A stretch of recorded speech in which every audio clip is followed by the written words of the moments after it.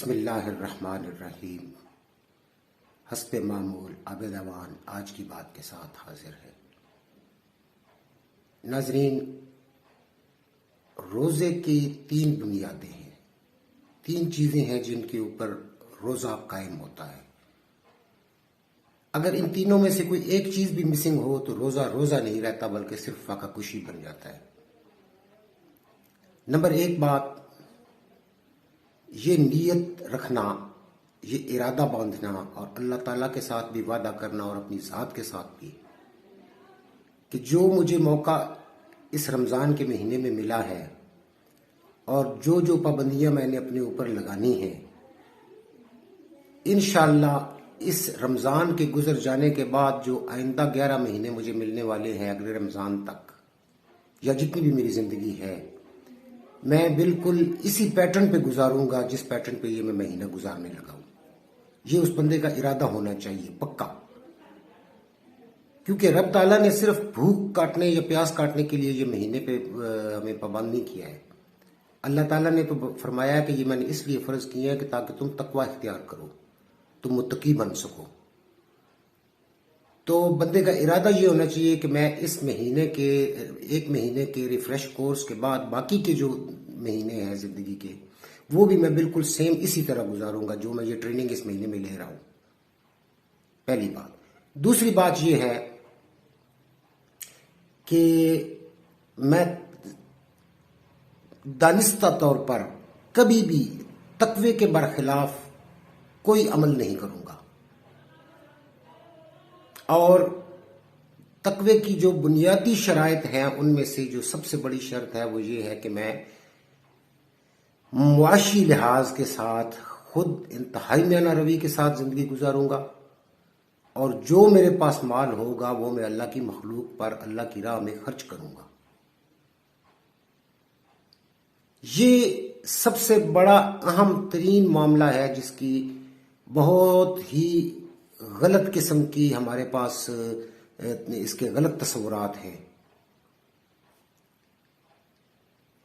روزہ بھوک کاٹنے کا صرف نام نہیں ہے، بلکہ بھوک کی جو منفی چیزیں ہیں بھوک کی، ان کو سمجھنے کی اور ان کو برداشت کرنے کی صلاحیت کا نام ہے۔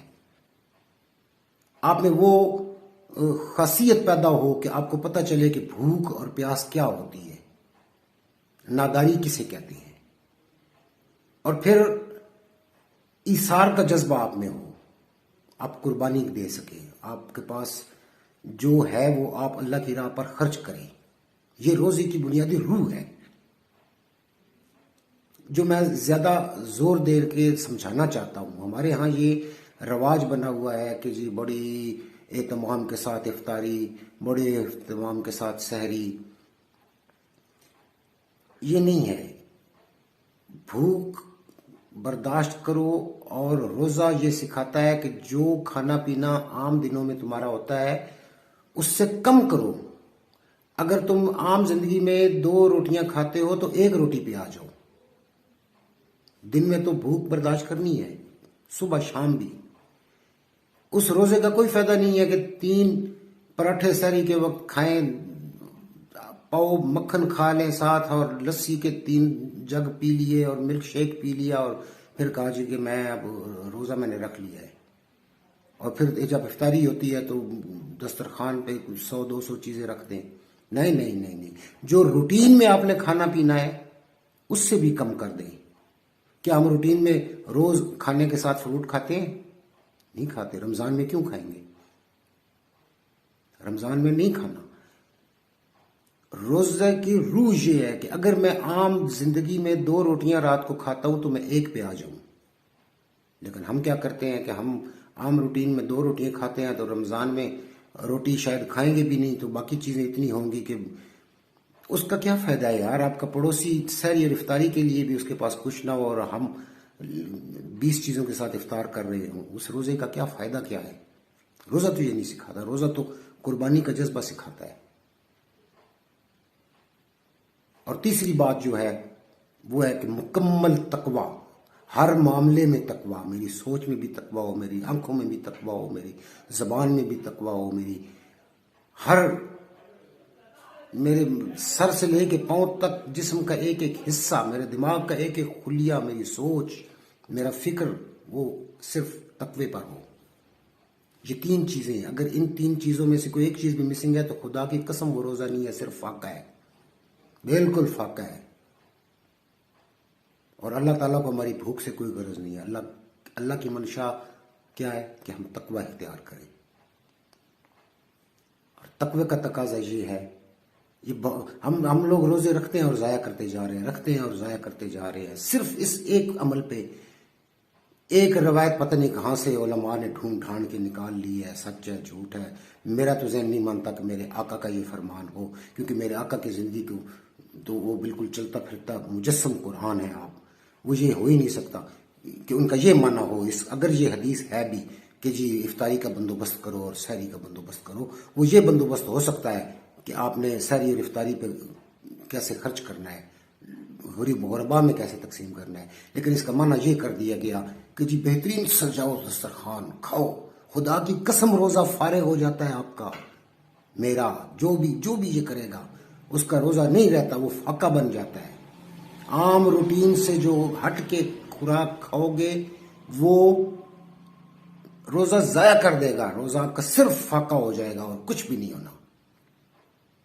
وہ جی کمزوری ہو جاتی، کس چیز کی کمزوری ہو جاتی ہے؟ ہاں کوئی بندہ ایسا مرض کا شکار ہے جس کو 8-10 گھنٹے فاسٹنگ رہنے سے اس کو پرابلم ہو سکتا ہے، جیسے شوگر کا مریض ہے، وہ اپنی روٹین کی خوراک کھائے جو صبح شام کھاتا ہے عام دنوں میں۔ بڑھانے کی پھر بھی کوئی بات نہیں ہے، کوئی ایسی خوراک نہیں ہے کہ آپ کھاتے جائیں تو آج کی کمزوری آپ کو جو ہوئی ہے تو وہ ابھی آج ہی شام کو کور ہو جائے گی، بے شک کسی طبیب سے پوچھ لیں، ڈاکٹر سے پوچھ لیں۔ یہ نہیں ہوتا کہ جی کمزوری ہوگی ہے جی بس میں مرنے لگا ہوں، اب میں نے ملک شیک لازم پینا ہے، آئس کریم کھانی ہے میں نے، روح افزا پینا ہے میں نے۔ یہ صرف روزے کی تباہی ہوتی ہے۔ اور دوسرا اس کا جو اثر ہے، مارکیٹ کہاں پہنچ جاتی ہے، مہنگائی ہوتی ہے، شور مچاتے ہیں۔ یار روٹین سے رہو تو کیوں مہنگائی ہو؟ خدا کے لیے ان باتوں پہ غور کیجیے گا، اس کو کسی نسل کی تعصب پہ مت لیجیے گا۔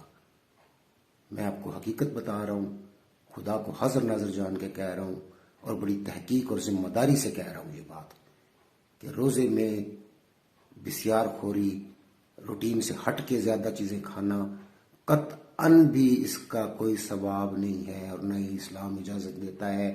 جو لوگ یہ دلیل دیتے ہیں کہ جی اللہ نے رزق دیا ہے تو وَمِمَّا رَزَقْنَاهُمْ يُنْفِقُونَ، یاد کرو اللہ نے جو رزق دیا ہے وہ اس لیے نہیں دیا کہ کچوریاں کھاؤ، وہ اس لیے دیا ہے کہ غربا میں تقسیم کر دو، جن کے پاس نہیں ہے ان کو دے دو۔ وآخر دعوانا الحمدللہ رب العالمین۔ آج تک کے لیے اتنا ہی، السلام علیکم۔